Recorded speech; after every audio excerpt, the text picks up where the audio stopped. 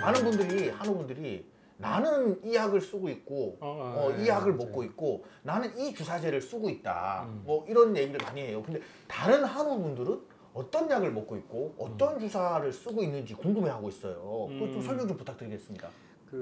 맞아요. 그 주사제 굉장히 관심이 많고 워낙에 좀 핫한 또 부분이기는 하죠. 네네네네. 그래서 그 치료하는 데 있어서 가장 중요한 어떤 부분들이 있는데 일단 강성 척추염의 특성상 이 진통 소염제라고 흔히 알려져 있는 네. 비스테로이드성 항염제에 굉장히 반응을 잘해요. 아, 네. 그래서 진통제 같은 거, 타이레놀 같은 거? 그거는 타이레놀 말 그대로 아니에요? 진통제. 아. 네, 그거는 진통제고 네. 소염작용할 수 있어야 돼요. 예를 들면 저도 두통이 있거나 허리가 아프면 종종 먹지만 여자분들 생리통 때문에 먹을 수도 있는 뭐 EGN6라든가 또는 뭐가 있을까요? 탁센이라든가 뭐 이부프로펜이라든가. 이부프로펜은 들어봤다.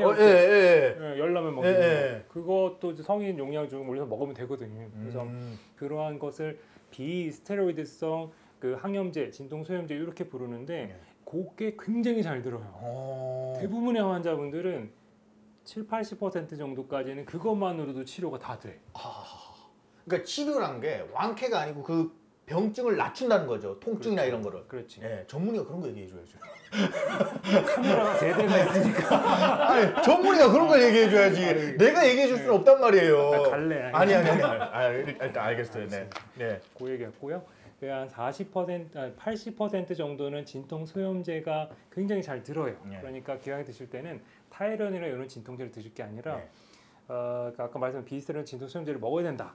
이제 그런 게 치료 1번이에요. 그분들이 있고 간혹은 이 광진 척추염이지만 우리가 아까 말씀드렸던 척추 이외의 다른 부분에도 이렇게 염증이 생길 수 있거든. 그럴 때는 우리가 류마티스 약제를 조금 일부 빌려왔어요. 설파살라진이라 그래서 그 조피린과 같은 약이 있는데 설파살라진이라는 약이 뭐 좋다 안 좋다 아직까지 말은 맞지만 약효를 어떤 효과를 떠나서 쓸 수 있는 약이 별로 없기 때문에 그 정도 약은 또 쓸 수도 있다고 우리가 되어 있고 국소적으로 말씀하신 대로 아까 리도케인하고 스테로이드 주사 맞으면 국소적은 스테로이드가 굉장히 좋은. 리도카인하고 트리암시놀. 맞아요. 1대1로 섞어가지고 믹스한 상태로 이렇게. 본인이 마셨나? 네, 제가 저도 환자예요. 저도 환자죠. 해가지고 안 돼. 네, 근데 그게 이제 이거는 뭐 여담인데 리도카인하고 트리암시놀하고 여드름에도 쓰고 있어요. 여드름에도 꽂으면은 이 염증이기 때문에 염증 완화가 돼서 여드름에도 쏙 들어가고 맞아요. 켈로이드 피부에도 쓰고 있어요. 맞습니다. 네, 비윤성 반응 이런데 이제 꽂으면 이제 쏙쏙 들어가요. 네. 뭐 밀리는데? 네. 엄지의 제왕 이런데 저 섭외해 주세요. 잘 털어요. 웬만한 의사들보다 낫습니다. 틀린 얘기 아니라. 네. 알겠습니다. 일단 그러면 그런 먹는 약들 구강제가 있고 주사제는 어떤 것들이 있나요? 주사제가 또 있어요. 이게 주사제의 역사가 20년, 25년쯤 된 것 같아요. 강척이라고 하는 부분이 한 50년, 주사제가 20년. 그러니까 얼마 안 되긴 했지만 또 어떻게 보면 또 굉장히 비약적인 발전을 했어요. 강성 척추염은 또 그 주사제도 굉장히 또 잘 들어요. 류마티스 환자보다 굉장히 반응이 좋아요. 맞아요. 맞아요. 맞아보셨죠? 그럼요. 전 제가 꽂았어요. 그렇죠. 본인이 꽂지. 제가 꽂아요. 네, 자가주사. 칼 꽂는 거 같아요. 깜짝 놀랐어요.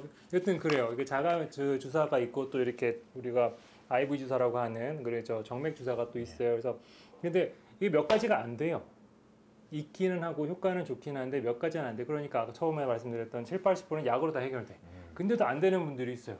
그거 안 되면 어떻게? 주사제로 가야지. 그 20~30% 정도 그 정도 되는데 흔히 이제 가장 처음에 나온 엠브렐이라고 하는 주사가 있죠. 뭐 예전엔 한 주에 뭐 2번 맞았고 이번에 2주에 한 번 맞는 엠브렐 있고 휴미라 2주 만에 한 번씩 제가 휴미라로 시작했어요.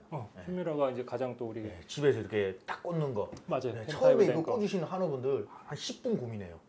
찌르기 무서워가지고. 맞아. 자기 배에 이렇게 꽂는 게 무서워가지고 맞아. 저도 한 번 찌르니까 별거 아니에요. 맞아요. 이거 찌르기 쉽지 않고 가끔 딴 사람 셀 수도 있어요. 이렇게 찌르고 나오고. 이게 복근 있는데 딱 정확하게 근육에 딱 꽂아야 돼요. 이게. 맞아요. 배가 진짜 없으시네. 네, 배 없습니다. 제가 운동 열심히 하거든요.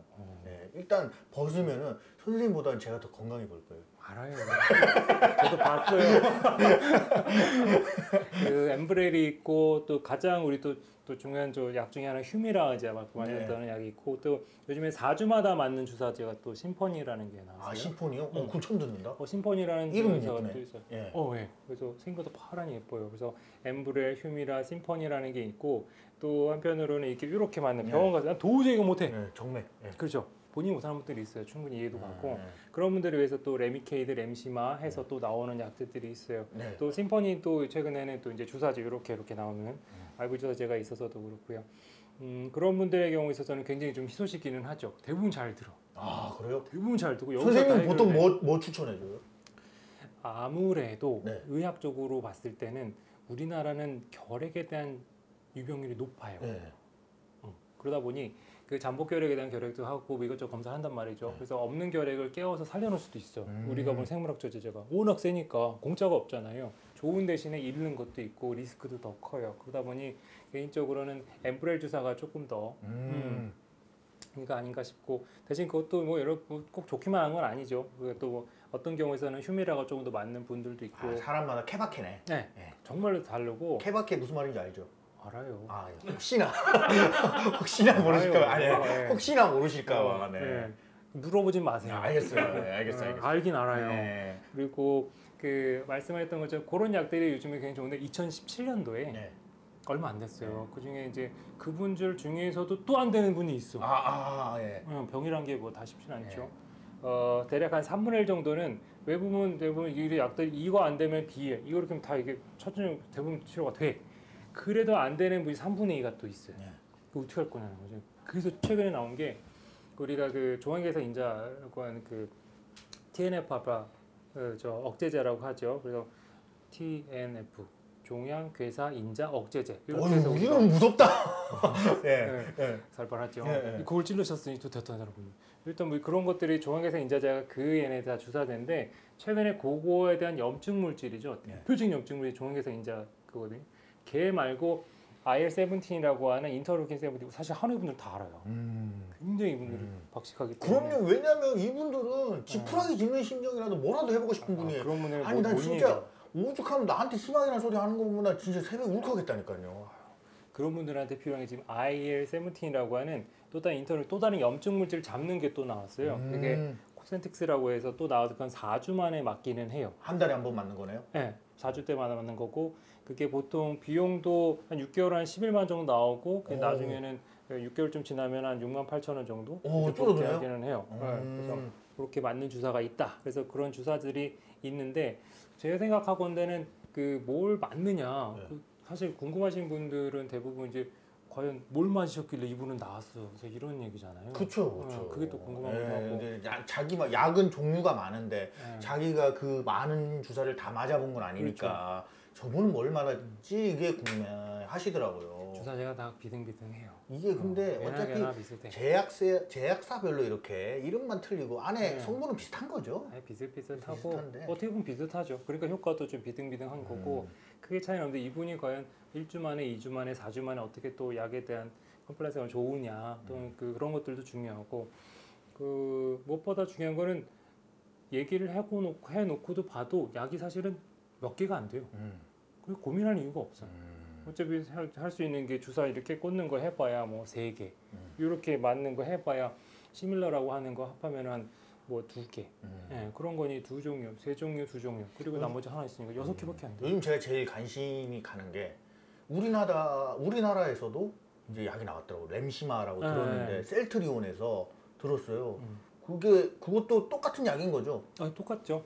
시밀러라고 그걸 우리가 바이오시밀러라고 해서 원래 레미케이드 대상으로 해서 이렇게 나온 거를 이제 거기까지 비등비등 얘하고 A하고 B하고 차이가 없어. 그렇게 해서 인정받은 우리나라의 또 좋은 약제 중에 하나죠. 네, 우리나라에도 드디어 이제 강직성 척추염 한우분들을 위한 주사제가 나왔습니다. 셀트리온에서도 제가 나온 걸로 들었는데 서정진 회장님 앞광고 뒷광고 말고 앞광고 회장님 엄복동 잘 봤습니다. 그 말고 우리 한우분들을 위해서 제가 한번 나서 보도록 하겠습니다. 앞광고 한번 부탁드리겠습니다. 셀트리온 만세. 일단 치료비가 조금 전에도 얘기해 주셨는데 예전보다는 많이 내려가서 다행이에요. 내려갔어요. 이게 희귀 난치병 산정 특례라는 게 있는데 네, 맞습니다. 잘 알죠. 네. 네, 저 그거 혜택 받았거든요. 아, 예, 받으셔야지. 네, 그것만 되면 치료비가 생각보다 그렇게 많이 들어가지 않습니다. 그거에 대해서 살짝 설명 좀 부탁드리겠습니다. 맞아요. 그 산정특례라고 하는 그 특례법이 있어요. 이러니까 우리가 보는 몇 가지의 희귀 질환도 있고 또 이제 희귀 질환을 벗어나서 중증 난치병도 우리 류마티스병이 있죠. 그래서 되게 이제 종양암 환자분들의 경우에는 5%라고 알고 있고 우리가 보는 병들은 10%의 본인 비용 부담이 있죠. 대신 나라에서 90은 지원을 해주니까 환자분들한테는 충분히 이용할 수 있을 만한 복지 혜택 같은 건데 그래서 저도 그 산정특례 받는다라는 기준 안에서 일단은 좀 메모를 좀 해봤더니 그 엠브레 같은 경우는 월 평균 본인 그 비용 부담이 59,000원 된다고 합니다. 그리고 그 휴미라 같은 경우 82,000원, 심포니 같은 경우는 한 달에 한 번 78,000원 뭐 이렇게 나온다고 해요. 레미케이드, 램시마 이렇게 누워서 주사 맞는 거 그런 경우에는 보통 5만 원, 4만 7천 원. 램시마가 조금 시밀러니까 조금 싸 3천 원. 국산이니까 조금 더 싸다. 우리나라 분들 조금 이렇게 싸게 맞아라. 이런 뜻이 아닐까. 서정진 회장님 멋있습니다. 네, 램시마. 네? 앞광고. 네, 농담입니다. 네.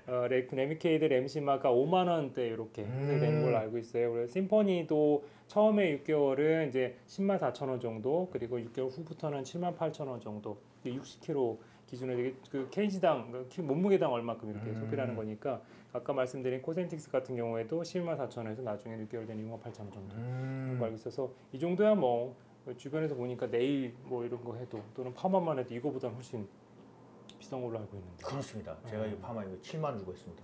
와, 심포니가 7만 8천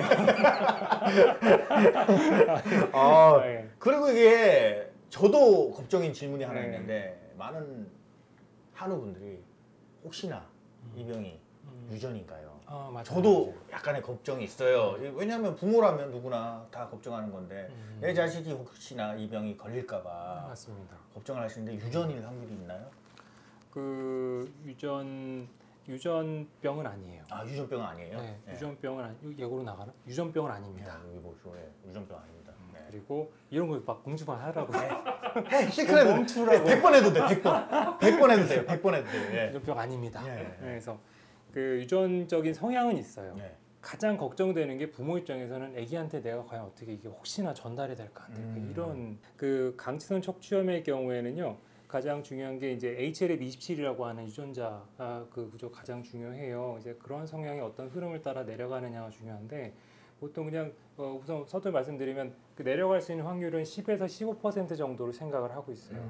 그렇게 높은 확률은 아니네요. 그래서 그리고 이 유전자가 있다고 무조건 걸리는 것도 아니잖아요. 그렇죠.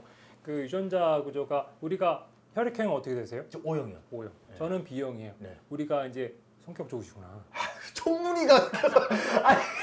전문의가 혈액형으로 성격을 이게 하면 이게 말이 안 되죠 이거. 다음 그다음에 해서 지금 뭐 여쭤봤던 이유가 혈액형도 저마다의 성격들이 있고 성상들이 있어요. 본인의 어떤 가지고 있는 그 백혈구도 마찬가지예요. 백혈구 항원 중에 하나가 이제 HL이라고 하는 건데 A, B, C, D로 구성이 되어 있어요. 혈액형은 A, B, O 이렇게 돼 있잖아요. 근데 이건 A, B, C, D 그 중에서 다 갖고 있어요. A는 뭐, B는 뭐, C는 뭐, D는 뭐. 그 중에서 HLA B27번을 갖고 있는 분들이 있단 말이죠. 그 갖고 있는 분들한테서 주로 좀 나타난다고 보는데 실제로 강척추염 환자분들의 그 20대, 30대 분들을 모아놓고 보면은 이분들이 100명을 모아놓고 95명이 다 갖고 있어. 뭐 이렇게 많은 그러니 이게 무시할 수가 없다라는 거고. 그러면 일반인들 중에서 얼마나 있는데? 물어보면은 한양대 선생님들이 예전에 그 연구를 다 많이 하시지만은 되게 4.6%를 보고 있어요. 그래서 많지는 않아요. 근데 그 중에서 진짜로 발현되는 확률은 한 2% 정도를 보고는 있어요. 그래서 확률이 대단히 많지는 않아서 이게 그대로 또 HLA-C를 유전적으로 내려가는 거 이게 한 50%를 봐요. 뭐 이런저런 계산을 하면은 위에 선생님들이 말씀 주시기로는 10에서 15%다. 이렇게 얘기를 하고 있어요. 일단 그러면 뭐 100% 유전은 아닌 거네요. 그나마도 이게 있다고 해서 문제가 되지는 않아요. 그러니까 저희 집사람이 만약에 네 아들이 너랑 똑같은 병을 너 때문에 유전을 걸리면 너 죽여버리겠다 이 소리 듣는 적 있거든요. 나 그런 소리 들어본 적 있었어요 옛날에. 많이 아플 때 이게 혹시나 유전이고 만약에 저 민결이 엄마가 이제 있죠. 저희 민결이 엄마가 이제 그런 소리를 해서 이거 진짜 상처 받았습니다. 얼마 안 되고요. 거의 뭐 걱정하지 마세요 이렇게 얘기를 합니다. 설령 간다 한들 이게 발현되는 건 다른 문제라는 거예요. 성량을 갖고 있다고 해서 우리가 불이 나지는 않아요. 가스레인지 있다고 해서 불이 나지는 않아요. 물론 불이 날 수 있는 집도 있지만 있다고 해서 되지 않으니까 너무 걱정 안 하셔도 된다라고 생각을 합니다. 가스레인지 괜찮죠? 예, 괜찮았어요. 자, 강기성 척추염. 이제 한우분들이 의사분들한테 많이 물어보는 질문일 거예요. 근데 제가 통합해서 물어보도록 하겠습니다. 좋은 운동, 좋은 음식, 뭐 해서는 안 되는 나쁜 음식, 섭취해서는 안 되는 이런 것 좀 설명 좀 부탁드리겠습니다. 그 오신 분들 좋은 운동은 상관이 없어요. 개인적으로는 운동에 대해서는 어떤 그 가리지 말고 운동을 하세요라고 얘기를 해요. 근데 이분들이 대부분 어릴 때부터 가정에서 가정한다면 워낙 20대 많이 또 생기거든요. 10대도 많이 있고 20대도 많이 있고 대부분 젊은 분들이란 말이죠. 군대에 있는 친구도 마찬가지고 본능적으로 움직임을 좋아해요. 이분도 운동 대부분 잘하고 운동 선수도 많아 심지어 그때까지 몰랐던 거지. 운동을 하면은 풀리고 쉬면은 갑갑하고 뻣뻣하니까 앉아서 공부해보다는 차라리 뛰어놀아 이러면 잘 뛰어놀아요. 잘 달리거든요. 그래서 이런 분들의 경우에는 운동하는 걸 크게 제한하지는 않는데 그리고 또 말씀드렸지만 처음에 그 진통 소염제만 먹어도 괜찮아져요라는 거 초기에는 그 디스트레스성 항염제가 굉장히 잘 들어요. 나머지는 운동을 하면 이분들 굉장히 많이 좋아요. 운동 뭐든 상관없어. 그 대표적인 물론 수영이기는 해요. 그러니까 이게 검색하면 다 수영. 다 수영만 떠. 다 수영만 떠요. 저도 사실 수영했어요. 한 달 조금 넘게 했어요. 근데 안 늘더라고요. 안 늘지 한 달인데. 수영이 안 늘어. 그러니까 조금이라도 좀 느는 게 있어야 되는데 수영이 안 늘어. 그걸 이내에서 그러니까 한 달이 힘들어. 석 달을 선생님 그게 힘들어요. 선생님 제가 혼자 이렇게 연습하고 이게 아니고 1대1 레슨을 받았어요. 1대1 레슨 선생님한테. 답답한 거예요. 그래도 어느 정도 들어야 되는데 선생님한테 물어봤어요. 왜 이렇게 안 늘어야 하니까 그러니까요 이러더라고요. 그 할 말이 없는 거예요. 할 말이 없는 거예요. 아니 1대1 레슨을 받았는데 그건 안 되는 것 같아요. 여럿이 해가지고 막 가다가 못 잡으면 뒤에 사람이 발목 잡고 이러면서 억지로 물 먹으러 가야지 늘어요. 이게 1대1 레슨인데 그 자리에 초등학생들도 막 옆에서 레슨 받고 이러니까 애들이 몰려요. 저 아저씨 맨날 저 음파만 하고 있어요. 몰리고 있으니까. 상처받으셨고. 이거 한 달 조금 넘게 하다가 수영은 나랑 안 맞다. 그렇구나. 그리고 놔버렸어요. 김석 씨는 빼고 다른 분들한테는 수영 권장을 합니다. 수영 권장해요? 네. 수영을 해보시면 아시겠지만 일단 바르긴 자세가 유지가 돼요. 곧아야 돼. 이게 꼬부정하면 가라앉아요. 자세가? 꼬부정하면 그 순간 맥주병인데 가라앉아요. 콜라병? 뭐 어떤 가라앉아요. 그래서 일단은 수평으로 쫙 유지를 해야 되고 그 상태에서 움직이면 이제 무게가 안 가기 때문에 하중이 불어서 굉장히 척추에도 부담이 덜 돼. 그리고 음파 하려면 해보시면 알겠지만 고기가 상당히 돌아가야 돼. 내가 음파에서 막혔다니까요.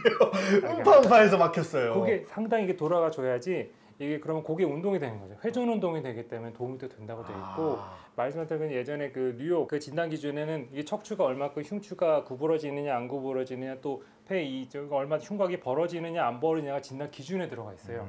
그런데 수영을 하게 되면 폐활량이 늘어나기 때문에 어쨌든 물속에 숨을 쉬려면 폐를 늘려야 돼. 그러면 운동이 될 수밖에 없어요. 그러면 원하든 원치 않든 폐는 늘어나야지 허리는 펴야지 앞으로 가려면 일단 숨을 쉬려면 또 그리고 고개를 들어야 숨을 쉬니까 배영이라든가 물론 여유가 있으면 저 병을 뭐 해도 좋지만 자유형 같은 경우 지속적으로 하게 되면 이분은 병에 있어서는 굉장히 좋은 운동이라는 거죠. 수영 강추하시네요. 강추. 강추합니다. 강추. 좀 옷 벗기가 좀 그래서 그렇지. 옷 벗기가. 그게 그 차운데 들어가려면 좀 그래서 그렇죠. 갑자기 그런 얘기 왜 해요?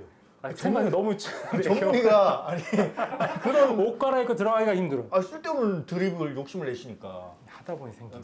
그래요? 근데 좀 편해지신 것 같은데 아까 전에 굉장히 강직돼 있었거든요. 4페이지 가니까 이제 이제 조금 풀렸어요. 음식 같은 것도 좀 추천해 주세요. 음식도 참 그거 있어요. 그거 참 빼먹었다. 격투기나 레슬링이나 유도 같은 너무 과격한 건 안 돼요. 그건 안 돼요? 네. 나한테 저 사람이 권투시켰어요. 저 사람이 저 PD란 저 사람이 나 데리고 가서 청소만 하라고 했거든요. 처음에. 봤어요. 보셨죠? 봤어요. 저 사람이 나보고 부뚜레 간장하고 막. 치우시는데 다 삐리리리 돼 있던데 뭐라 얘기하시는데 다 청소만 돼 있고 뭐. 강척 한우분들 격투기류 안 됩니다. 안 좋답니다. 그렇죠. 깨질까봐. 강직이 돼 있는 그 유리병처럼 깨질까봐. 강직이 된다는 건 굉장히 딱딱하다는 얘기인데 충격 때문에 깨질 수가 있거든요. 저 사람 나 어떻게든 보내나가 저 사람은 일단 알겠습니다. 강척하는 분들 투기류는 나이가 젊으셔갖고 혈기왕성해서 막 에너지가 넘쳐도 우리 전문의 분께서 조금 이렇게 건강이 최고예요. 남보다 좀 더 세 보이고 이거 아무 의미 없어요 진짜로. 예, 진짜 그런 건 좀 내려놓으시고 건강 위주로. 네, 건강 위주로. 음식 같은 것도 좀 얘기해 주세요. 예, 음식의 경우에는 특별히 우리가 가려야 된다라는 건 없습니다. 물론 이제 강지성 척추염 HLB27 같은 경우가 이 유전자 구조가 항상 문제가 좀 되지만 걔네들 같은 경우는 아직까지 뭐 정리 확실히 된 건 아닌데 발현된 분들을 보면 이게 한 역할이 다 나쁜 건 20대 항상 얘가 나쁜 애는 아니에요. 아직까지는. 그래서 여러 가지 말들이 물론 많아요. 가설이긴 합니다만은 걔네가 항상 문제는 사고는 치지만 이게 또 좋은 분은 뭐 에이즈라든가 C형 감염이라든가 인플루엔자에 대해서 또 도움이 되는 이런 항체물은 또 이게 역할을 해요. HLA-B27이라는 이런 유전자가 에이즈에도 도움이 돼요? 그런데 또 지키려고 얘가 또 애를 써요. 근데 유독 얘가 약해. 어떤 데 약하냐면 장내세균을 막는 데 있어서는 굉장히 약해. 우리가 보면 이제 우리 그 아이돌 스타들도 춤을 대는 사람, 그 노래가 되는 사람이 있단 말이에요. 뭐 개그맨들도 그래요. 몸개그, 토크형, 그다음에 머리 지능형, 뭐 개인기류. 맞아요. 잘하는 게 있어요. 전 다 잘해요.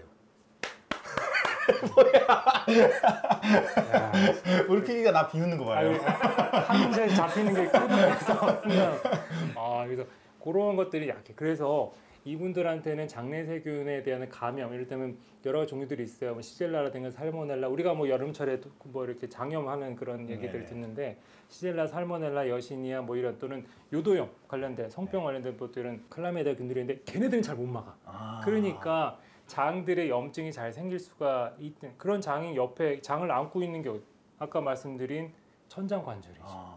그러니까 거기 염증이 생겨서 장에 염증이 생겨서 가장 가까운데 염증이 생기는 뼈가 이렇게 안고 있는 천장관절이에요. 그래서 천장관절은 움직이는 관절이 아니기 때문에 의미가 옛날엔 별로 없었어요. 근데 이게 강지성 척추염이 여기서부터 발생하네요. 해서 이렇게 찾아보니까 그런 거에 연관이 있지 않을까 보는 거예요. 따라서 우리가 가장 취해야 될 음식 중에 하나는 제 개인적으로는 이게 우리가 흔히 프로바이오틱스라고 하는 그 정상 세균 또는 뭐 우리가 좋다라고 하는 유산균제들 그런 거는 강추를 해요.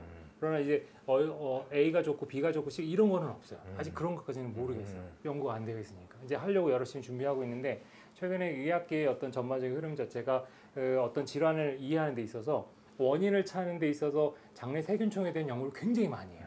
의미도 꽤 높은 의미를 갖고 있는 결과들을 많이 나오기 때문에 그 장내 세균총이 저마다 사실 다르거든요. 있는 균주들이. 그래서 나쁜 애들은 조금 치워주고 좋은 애들이 좀 깔아놓으면은 여기서 발생되는 여러 염증 물질들이 호전이 되면서 치료의 어떤 경과도 좋지 않겠느냐라고 생각하죠. 따라서 그런 부류의 어떤 음식일까 고민해 보면은 대부분 우리가 모르는 바는 신선한 과일이라든가 야채라든가 또는 가공되지 않은 곡류라든가 이런 쪽에 식물들 생선류도 마찬가지 이런 게 권장하죠. 또 우리가 인스턴트라든가 이런 거 좀 배척을 해야 되고 상식적으로 조금 그런 적색 육류라든가 우리 뭐 통풍 환자분들 그런 얘기 늘 하지만 그런 것 쪽에 우리는 조금 피하고 누가 봐도 조금 건전하고 우리가 얘기하는 생각할 수 있을 만한 그런 부분들은 좀 많이 좀 찾아 드시는 걸 권장하죠.